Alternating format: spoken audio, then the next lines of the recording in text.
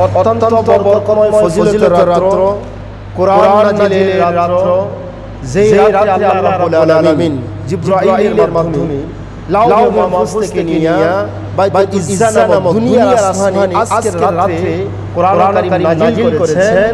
সেই রাতে আল্লাহ রাব্বুল আলামিন আমাদেরকে এশা নামাজ আদায় করার পরে, তারাবি আদায় করার পরে, কিছু নফল আদায় করার পরে, এরপর আল্লাহ তাআলার রাসূলুল্লাহ সাল্লাল্লাহু আলাইহি ওয়াসাল্লামের দুরূদ পেশ করার পরে আমাদেরকে একত্রিত করে আল্লাহ বসার সুযোগ করে দিয়েছেন।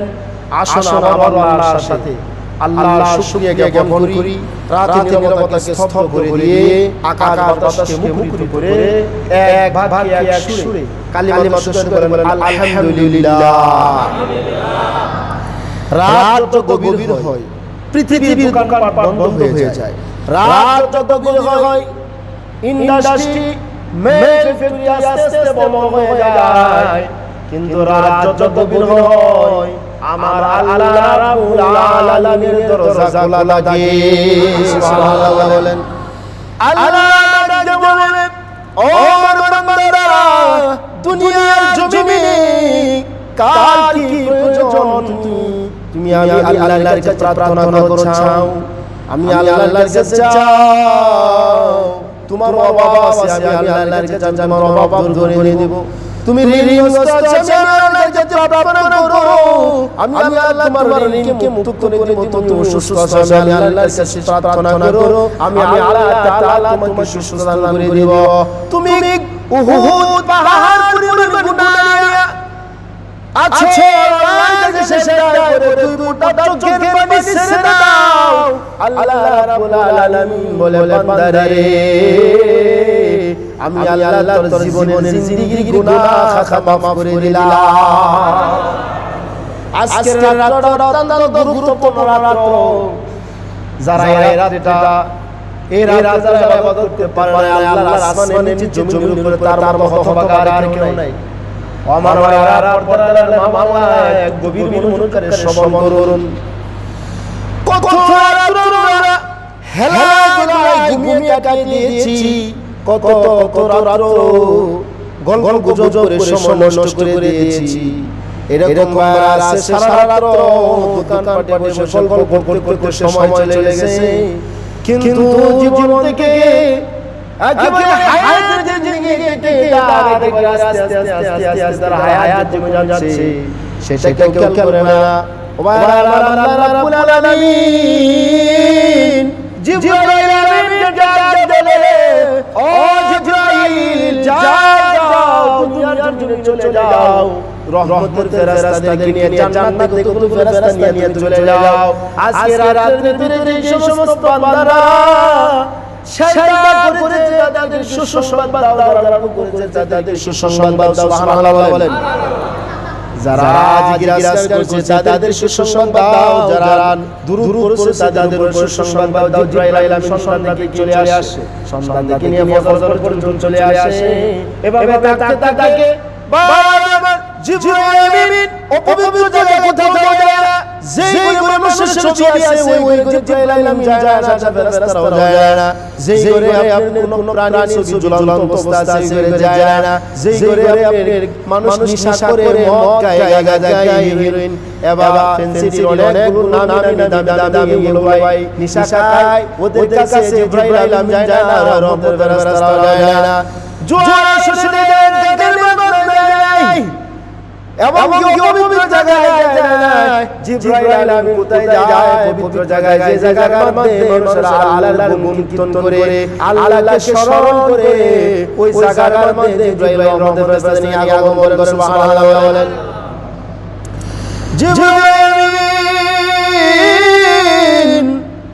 আল্লাহকে বলে যায়, আল্লাহ সাজিদ যায়, আল্লাহ দুনিয়াতে তোমার বান্দারা তোমাকে পাওয়ার জন্য দুনিয়াতে আল্লাহ তারা কি করে গুণ কীর্তন করতেছে, প্রশংসা করতেছে। আল্লাহ বলে, ও জিবরাইল, আমার বান্দারা কি আমার দেখছো? না দেখে নাই। না দেখার পরেও বড় বিশ্বাস স্থাপন করেছে। আল্লাহ বলে, জিবরাইল সাক্ষী থাক, আমি আল্লাহ রাব্বুল আলামিন তার জীবনের জিন্দেগির গুনাহ খাতা মাফ করে দিলাম সুবহানাল্লাহ। জিবরাইল আমিন আবার বলে আল্লাহ আপনার বান্দার কাছে চোখের পানি ছেড়ে কাঁদে কেন কাঁদে জাহান্নামের ভয়ে কাঁদে আল্লাহ বলে জিবরাইল বান্দার কি জাহান্নাম দেখছে কিনা না দেখে নাই আল্লাহ বলে আর কিছু জন কাঁদে জান্নাতের সাথে কাঁদে আল্লাহ বলে ও জিবরাইল জান্নাত দেখে নাই জাহান্নাম দেখে নাই এরপর তারা কেন কাঁদে জাহান্নামে হয়ে গেল আল্লাহ বলে জিবরাইল সাক্ষী থাক ওই বান্দারে আমি ক্ষমা করে দিলাম সুবহানাল্লাহ। বিসমিল্লাহির রহমানির রহিম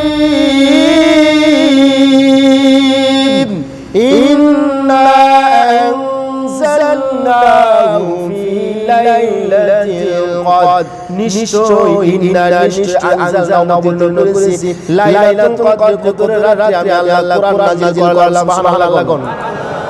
আল্লাহ বলেন না আদরাকা মা লাইলাতুল কদর আল্লাহ জিবরাইলকে আল্লাহ নবীকে বললেন রাসূল আপনি কি জানেন কদরের রাতটা কি? আল্লাহ প্রশ্ন করলেন নবী আল্লাহ উত্তর দেয় লাইলাতুল কদরি খায়রুম মিন আলফিশ শাহর কদরের রাত হলো হাজার মাসের চাইতে উত্তম রাত। 1083 বছর এক রাত হলো 83 বছর 4 মাসের সমান বারাবার এক রাতে ইবাদত করলে আপনার আমার জিন্দেগি কত রাতে আসছে ও আমার মায়েরা সাহাবায়ে কেরাম আমরা নবীর কাছে যখন অন্য নবীর উম্মতের হায়াত যখন বেশি পেল আফসোস করতে লাগলো অন্য নবীর হায়াত বেশি ছিল এবং তাদের উম্মতের হায়াত বেশি ছিল কিন্তু আমাদের নবীর হায়াত কম ছিল উম্মতের হায়াত কম ছিল রাসূলের কাছে শুনে সাহাবায়ে কেরাম আফসোস করলো যে আমরা বেশি হায়াত পাইতাম বেশি ইবাদত করতে পারতাম এরকম শুনলেন আল্লাহ রাব্বুল আলামিন জানাতে দেই ও আমার হাবিব বান্দাদের জানাতে দেন এত হায়াত দিতে না দুনিয়ার জমিনে বাইরে আপনি কোনো কাজের মানুষ নেই একজন কাজের মানুষ সকালবেলা দিলে ওই কাজের মানুষকে দুপুর পর্যন্ত একটি নিয়োগ করলেন একজন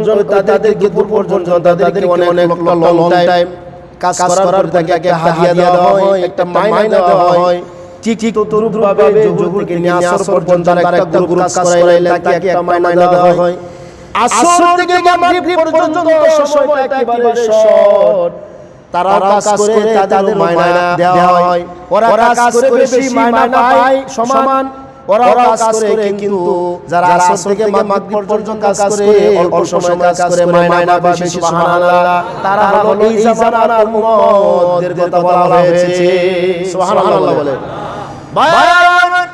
আল্লাহ নবী সাহাবায়ে কেরাম জানাতে ও সাহাবায়ে কেরাম টেনশন কোনো কারণ নাই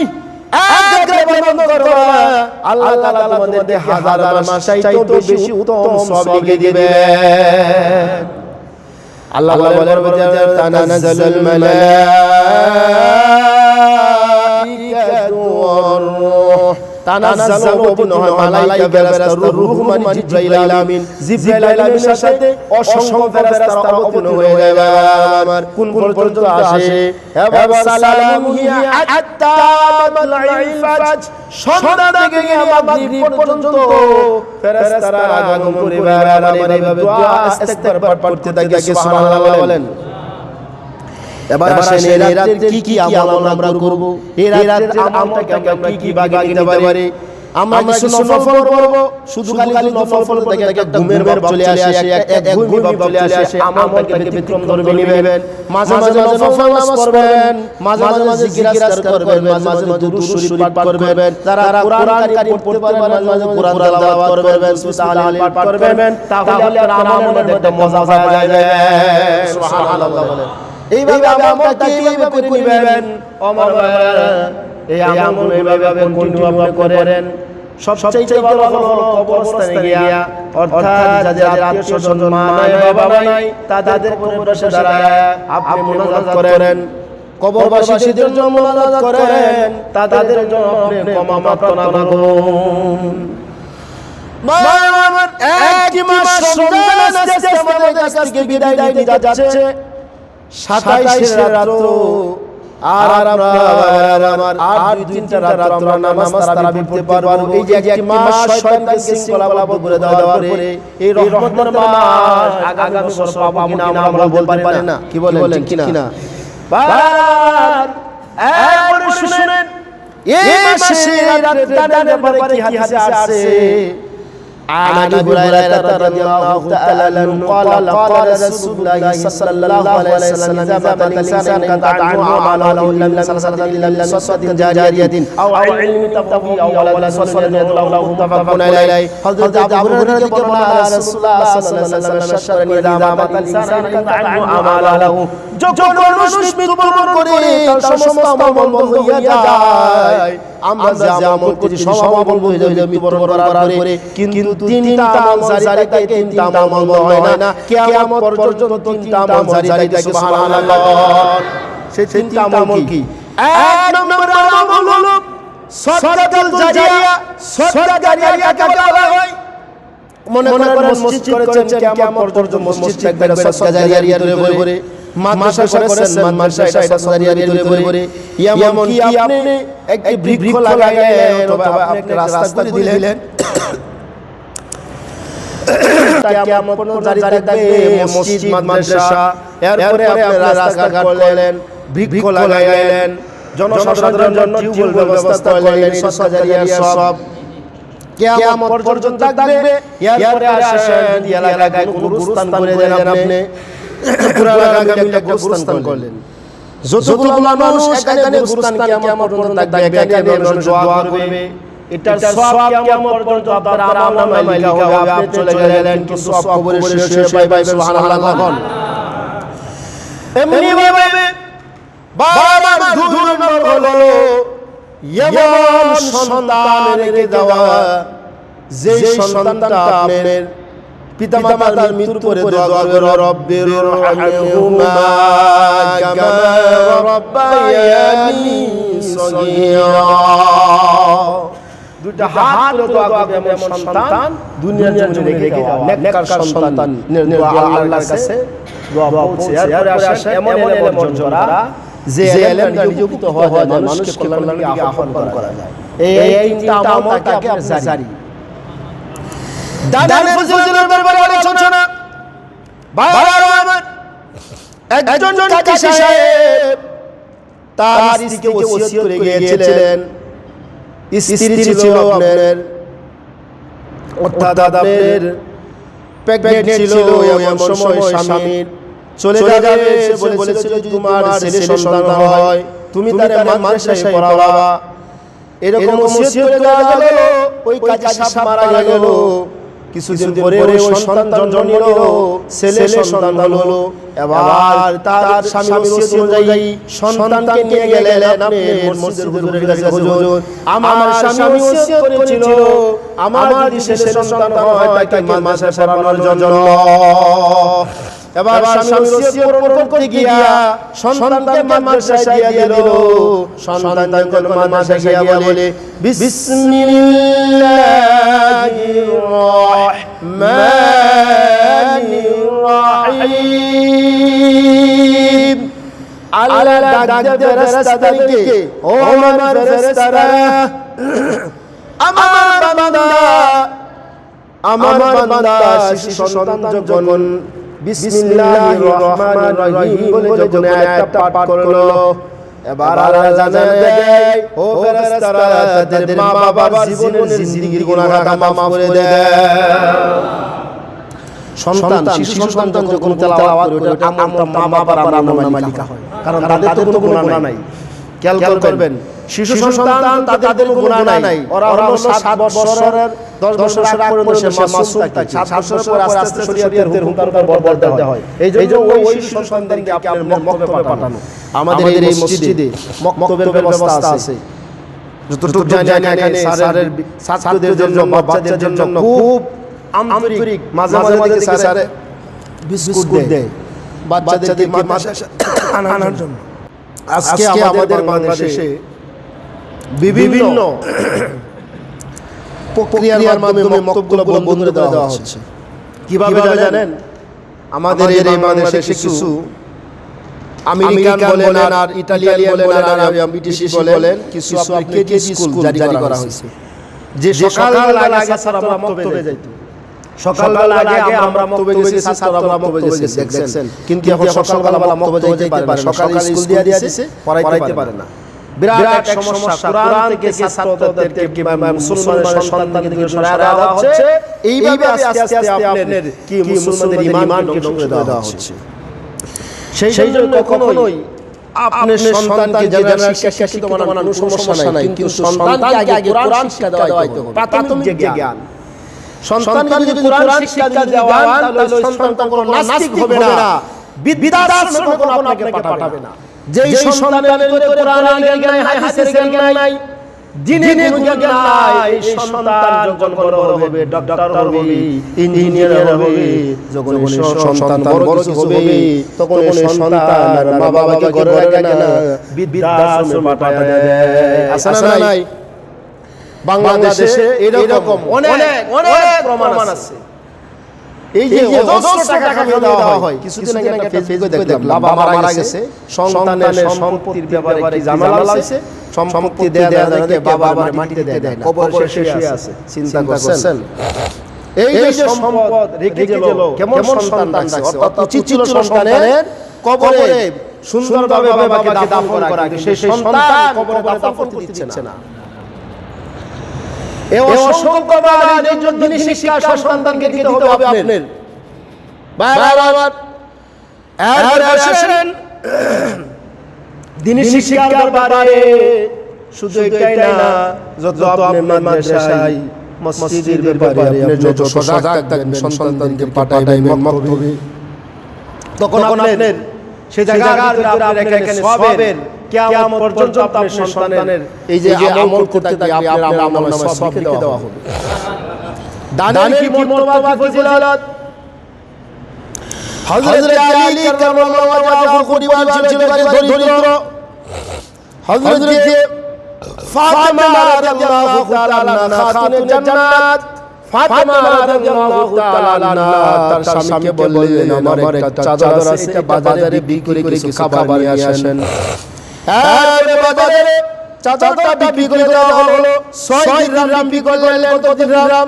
6 দিরহাম বিক্রি করার পরে যখন খাদ্য নিয়ে যখন তিনি রওনা হলেন বাড়ির দিকে, হযরত আলী কারামাল্লাহু ওয়াজহাহু বাইরে প্রতিমধ্যে একজন ভিক্ষুক হাত পাতলো, ভাই আমি অনেক দিন ধরে ক্ষুধার্ত, আমাকে কিছু খাবার দেন। হযরত আলী ভিক্ষুকের কথা বলে সব খাবার দিয়ে দিলেন। আলী আবার তার কোনো খাবার নাই, পরিবারের চিন্তা করলেন না। আলী রাদিয়াল্লাহু তাআলা যখন বাড়ির দিকে রওনা হলেন, এমন সময় একজন আগন্তুক ব্যক্তি এসে বলে, আলী একটা উট বিক্রি করব, উট কিনবানি। আলী বললেন, আমার টাকা নাই। ওই ব্যক্তি বলে, আলী তোমার টাকার প্রয়োজন নাই, বাকিতে তোমার উট দিব, বাকিতে তুমি উট কিনো। ভাই কথা বলার পরে আলী বললেন, ঠিক আছে, উটের দাম কত? 100 দিরহাম, বাকি উট নিয়ে যাও। এবার আলী রাদিয়াল্লাহু তাআলা 100 দিরহাম দিয়ে উটটা কিনলেন। এবার এই উট নিয়ে যখন রওনা হলেন, এবার প্রতিমধ্যে আরেকজন ব্যক্তি বলে, আলী উটটা বিক্রি করবানি। কত? 160 দিরহাম। সুবহানাল্লাহ বলেন, 160 দিরহাম উট বিক্রি করবানি। হ্যাঁ, বিক্রি করব। 160 দিরহাম দিয়া উটটা বিক্রি করে দিলেন। প্রতিমধ্যে ওই আপনার যে টাকাটা নিয়ে রওনা হলেন, আগে যে ব্যক্তি 100 দিরহাম বাকি বিক্রি করলেন, তার 100 দিরহাম দিয়ে দিলেন। 60 দিরহাম হাতে রইল না। এই 60 দিরহাম নিয়ে বাজারে রওনা দিলেন। বাজার থেকে খাদ্য সামগ্রী কিনলেন। এবার তিনি পরিবারের কাছে চলে আসলেন। ফাতেমা রাদিয়াল্লাহু তাআলা আনহা যে ছিলেন, আলী এত দিরহাম তাই পাইলেন আপনি ও স্বামী, এত দিরহাম তাই পাইলেন। এই ঘটনা খুলে বললেন দয়াল নবীর কাছে। রাসূল বললেন, আলী তোমার কাছে সাধারণ লোক আসা নাই। প্রথম যিনি উট বিক্রি করলেন ইনি হলেন জিবরাইল আলাইহিস সালাতু ওয়াস সালাম। দ্বিতীয় ব্যক্তি যিনি উঠলেন হলো হযরত মিকাঈল আলাইহিস সালাতু ওয়াস সালাম, সুবহানাল্লাহ। এই জন্য আল্লাহর রাস্তায় যে ব্যক্তি দান উদার বলে আল্লাহ তাআলা তাকে কিভাবে দানের বদলা দিয়ে দেন, সুবহানাল্লাহ বলেন। আল্লাহ বলেন লা তানালুল বিররা হাত্তা তুনফিকু মিম্মা তুহিব্বুন। তুমি আল্লাহর রাস্তায় দান করো, তোমার প্রিয় জিনিস দান করো। এমন জিনিস দিও না যেটা মানুষের কাছে পছন্দ নয়, তোমার প্রিয় জিনিসটাই তুমি আল্লাহর রাস্তায় দান করে দাও। আল্লাহ তোমার এর চাইতে উত্তম জিনিস দিয়ে দিবেন। হযরত আবু বকর রাদিয়াল্লাহু তাআলা আনহু খেলাফতকালে দেশের দুর্ভিক্ষ দেখা দিল, অনটন দেখা দিল, কোনো খাদ্য সামগ্রী নাই। মানুষ আলী রাদিয়াল্লাহু মানুষ আবু বকরের কাছে গেল, বলল হে খলিফাতুল মুসলিমিন আবু বকর, আমাদের জন্য দোয়া করুন আল্লাহর কাছে, আল্লাহ যেন খাদ্যের ব্যবস্থা করে দেয়। আমরা এই দুনিয়ার জন্য যখন আমরা মুসিবতে পড়ে যাই, আমরা হুজুরের কাছে যাই, হুজুর একটু দোয়া করেন যেন আল্লাহ যেন মুসিবত করে দেয়, আল্লাহ যেন আমাকে একটু শান্তি দিয়ে দেয়। দোয়া করেন না আপনারা? আবু বকরের কাছে কোন লোক গেল, যাওয়ার পরে হযরত আবু বকর বললেন ঠিক আছে আগামীকাল তোমরা চলে আসো। সকলে আগামীকাল চলে আসলো। আসার পরে আল্লাহর কাছে সালাত করলেন। এমনি ভাবে পরের দিন মদিনার মধ্যে আপনি খাদ্যের ভান্ডার নিয়ে হযরত উসমান গনি রাদিয়াল্লাহু তাআলা হাজির হয়ে গেলেন।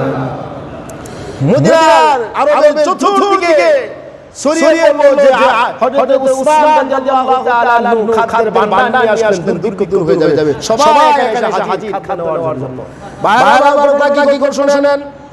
এবার হযরত উসমান রাদিয়াল্লাহু তাআলা বললেন, তোমরা প্রতিদিন হাত দিবা, আমি এই খাদ্যগুলো প্রতি পাল্লায় বিক্রি করব। প্রত্যেকই বলছে আমরা 60 দিরহাম অথবা বলতেছি আমরা 6 দিরহাম দেব। আবু উসমান বললেন না না, এত দিরহাম তো আমি তোমাদের দিব না, যে আমাকে এক পাল্লার বিনিময়ে 700 দিরহাম দিবে আমি তারে দিয়ে দেব। টুকরা বলে আমাদের সামর্থ্য নেই, 700 দিরহাম দিতে পারবো না। এবার হযরত উসমান রাদিয়াল্লাহু তাআলা আনহু যুগ জনগণ চলে ডাক দিয়ে আসলেন, ও জনতা শুনো, তোমরা তোমাদের খাদ্য আমি ফিরিয়ে দিলাম, কোনো দিরহাম দিতে হবে না। সুবহানাল্লাহ বলেন। কারণ আল্লাহর সাথে ব্যবসা করে আল্লাহ বলেন যে ব্যক্তি আল্লাহর রাস্তায় টাকা দান করবে আল্লাহ তাআলা তার আমলে 700 মিলে দিবেন। এই জন্য দানের হাত যত বেশি প্রসার করবেন আল্লাহ তাআলা তত সওয়াব এবং নেকি আপনাকে দিয়ে দিবেন। সম্পদ নিয়ে কি বলতে করবেন না, সম্পদ দেওয়ার মালিক আল্লাহ, চিনিয়ে নেওয়ার মালিক আল্লাহ। কত মানুষ হাত বদল হচ্ছে না সম্পদে। আপনারা আমার সম্পদ ওসি বানাইছেন, ওসি মানে রক্ষণাবেক্ষণ দায়িত্ব আল্লাহ দিয়েছেন। সম্পদ আল্লাহ দিয়েছে, আবার আল্লাহ জানিয়ে যাবে কোন যুগের ভিতরে অনেক দিয়া কয় না, একটা কবিতার মতো একটা ছন্দ আছে যে আল্লাহ যারে ধন বুঝে মন কেড়ে নিতে কতক্ষণ, এরকম একটা কথা আছে, ঠিক আছে? আপনার ধন দিয়ে মন বুঝে, কিন্তু আল্লাহ নিতে আবার কতক্ষণ। সেই জন্য সম্পদ যারা নিপুণতা করে, যারা আল্লাহর রাস্তায় দান করে না, জমা করে রাখে, তাদের দেখবেন আস্তে আস্তে নিঃস্ব হয়ে যাচ্ছে। যে যত আল্লাহর রাস্তায় দান করবে সে তত সেই মর্তবা ফজিলত সে বেশি পাবে, এবং তার দানের উহুদ পাহাড় পরিমাণ সওয়াব আল্লাহ আমলে লিখে দিবেন। সুবহানাল্লাহ। সেই জন্য আমরা এই রমজান মাস আমাদের কাছ থেকে বিদায় নিচ্ছি। রমজান মাসে যত বেশি দান করবেন তত ফজিলত মর্তবা বেশি পাবেন। আমি জুমা আলোচনা করার আগে বলেছিলাম যে যারা সাদাকা ফিতর যারা আছে ফিতর টাকা গরিবদেরকে দিয়ে দিবেন, এখনই দেওয়া শুরু করে দেন। ঈদের আগে সবাই দিয়ে দিবেন, শতকরা অর্থাৎ মাথা 100 টাকা হারে দিয়ে দিবেন, সবার কাছে দান করে দিয়ে দিবেন। আর বিশেষ করে হলো যাদের অন্য নাই, বস্ত্র নাই, মানে কাপড় নাই, তাদের কাপড় দিয়ে সহযোগিতা করবেন। যাদের খাদ্যের অভাব আছে খাদ্য দিয়ে সহযোগিতা করবেন। আল্লাহ রাব্বুল আলামিন বান্দারা ডাক দিয়ে বলে, বান্দা রে তুমি আমার খাদ্য দাও না, তুমি আমার বস্ত্র দাও নাই, হাসরে কি কতক্ষণ হবে? বান্দা বলে আল্লাহ আমরা পাই নাই, কোথায় দিব? আপনারা তো পাইলে না খাদ্য দিতাম, পাইলে না বস্ত্র দিতাম। আল্লাহ বলেন, ও আমার বান্দারা, দুনিয়ার জমিনে যদি কোনো অভাবগ্রস্ত বান্দাকে তুমি খাদ্য দিতা, আমি আল্লাহ রাব্বুল আলামিনকে দেওয়া হয়। সুবহানাল্লাহ বলেন। দুনিয়ার কোনো গরিব অসহায় মানুষকে যদি কাপড়ের ব্যবস্থা করে দিতা, বস্ত্রের ব্যবস্থা করে দিতা, আমি আল্লাহ রাব্বুল আলামিনকে বস্ত্র দেওয়া হয়। সুবহানাল্লাহ বলেন। এইজন্য আমরা বেশি বেশি করে দানের হাতকে প্রশস্ত করব। প্রতিদিন দুইজন ফেরেশতা আগমন করে, বুখারী মুসলিমের হাদিসটা দেখলাম। প্রতিদিন দুইজন ফেরেশতা আগমন করে, একজন ওই বান্দার জন্য দোয়া করতে থাকে, আরেকজন বলে ধ্বংস হয়ে যায়। কোন বান্দার জন্য দোয়া করে? যেই বান্দা আল্লাহর রাস্তায় দান করে, ওই বান্দার জন্য ফেরেশতারা দোয়া করে যে আল্লাহ তাআলা তুমি উত্তম বদলা দান। সুবহানাল্লাহ। আর যেই বান্দা আল্লাহর রাস্তায় খরচ করে না, দান করে না, আল্লাহ ওই ফেরেশতা বলে আল্লাহ তাআলা তুমি ধ্বংস করে দাও। নাউযুবিল্লাহ। তাহলে ভাইরা আমার, আমরা প্রতি মুহূর্তেই দানের মাধ্যমে বিভিন্ন মুসিবত দূর হয়ে যায়। কেমন? আপনার রাস্তা দুর্ঘটনা থেকে আল্লাহ হেফাজত করে, বিভিন্ন মুসিবত থেকে আল্লাহ উদ্ধার করে দেয়। সেজন্য আমরা দানের হাত বেশি বেশি করে প্রশস্ত করব ইনশাআল্লাহ। আমরা এখন জিকির আজকার করব, আলোচনা শিরকে করতে চাচ্ছি না ইনশাআল্লাহ। এরপরে আমরা মিলাদ করে